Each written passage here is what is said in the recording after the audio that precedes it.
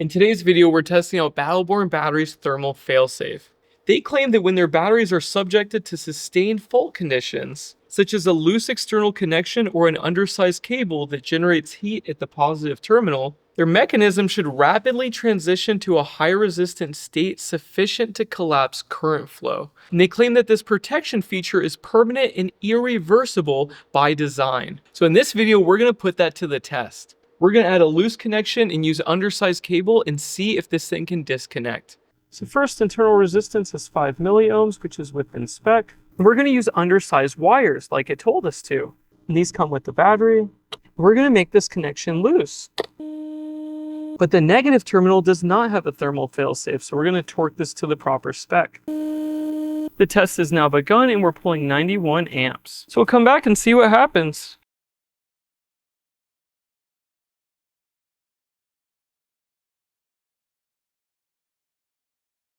We're at 72 amp hours and we're at 180 degrees Celsius. Current just dropped to 0, but it was the BMS. It's super hot, so we'll let it cool down and continue the test. Now the battery has cooled down and I charged it with 35 amps and you'll notice that the epoxy is cracking. You can especially see it on this side. Also, when I was charging, it was turning on and off and it was overheating. And when I was charging it, it smelled bad. So there's a problem. But it's not disconnecting, so let's test the internal resistance. And that's perfect, that's the number in the data sheet.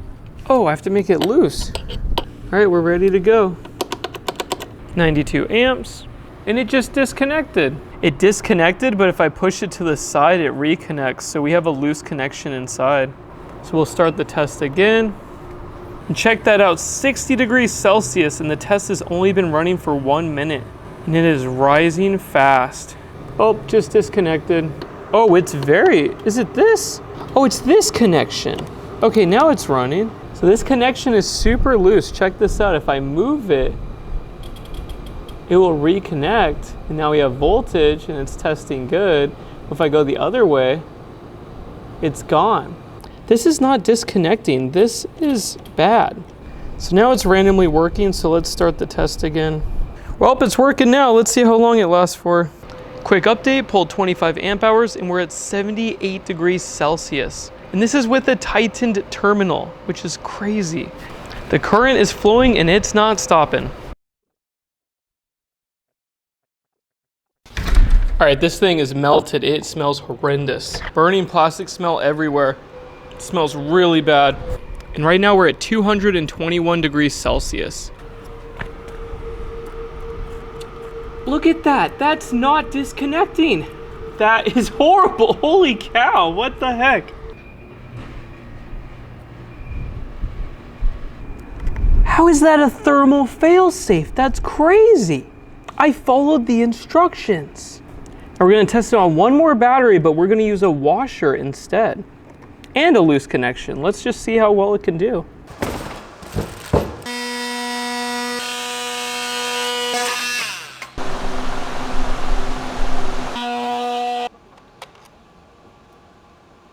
All right, 3 washers is working. We're at 79 degrees Celsius.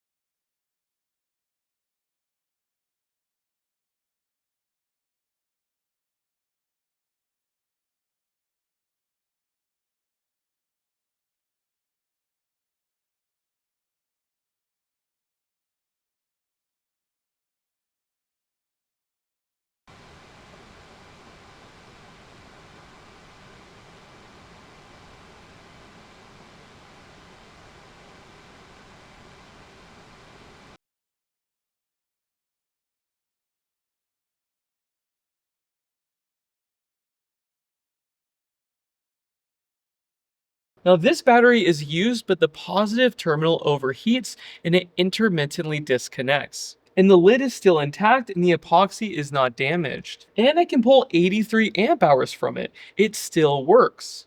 And there's nothing on the outside telling me that there's a problem on the inside. But if I use this meter, you will notice there's higher resistance than what it should be. But if I nudge the terminal, the resistance goes down. But if I push it this way, it completely disconnects. And on this battery, I can do this all day long. Even a small nudge completely disconnects it. But if you release the pressure, it connects. And you can do this over and over again all day long. But notice the epoxy is not damaged. And the epoxy has no cracks. It looks fine. But you'll notice it's a different color. These batteries, when they're brand new, this is a deep red. Now it's almost orange. And this is very common when you have an overheating terminal. So on this battery, this safety feature is not working. If this battery is in a high vibration environment, it's going to intermittently disconnect all day long, especially if you have a large cable that can move this terminal back and forth. And going by the pressure required to make it disconnect, there is a loose connection inside. Now they claim that when the terminal overheats, the terminal rapidly transitions to a high resistance state sufficient to collapse current flow. And they say the protection is permanent and irreversible. Going by our testing, that is simply not true. On the internet, a lot of people are reporting this, intermittent disconnects. They'll say that there's voltage at the terminals, just like this one, look, 13 volts. But when they go to use it, it disconnects. That's because this thermal failsafe is not working. Instead, we have a loose connection inside the battery. With this meter, we can see this without removing the lid. And once this terminal starts overheating and you start using it more, you can actually get it to melt. So even if this battery was abused, it is simply not disconnecting. We have a loose connection inside. The thermal failsafe is failing to work. Also, in the last two tests, you can see that if you overheat the terminal, it will melt the whole thing. That is not a thermal failsafe. Now, something that's interesting is this battery does not have a temperature rating for the terminal. And if it's a thermal failsafe that's supposed to collapse current, why don't we have a published trip curve? Every type of breaker or fuse has that published. Why does this one not? Now, because this is a loose connection, it's a little unpredictable. I've noticed that once it starts working, the current keeps flowing. And that creates heat because it's a loose connection. And then it triggers the BMS to shut down from over temperature. And that can make it seem like you have less capacity, or your equipment is just not working properly because you'll get voltage drops. But the real problem is the loose connection inside. It's not disconnecting current or collapsing current flow. Sometimes it might collapse current flow, but then it comes back.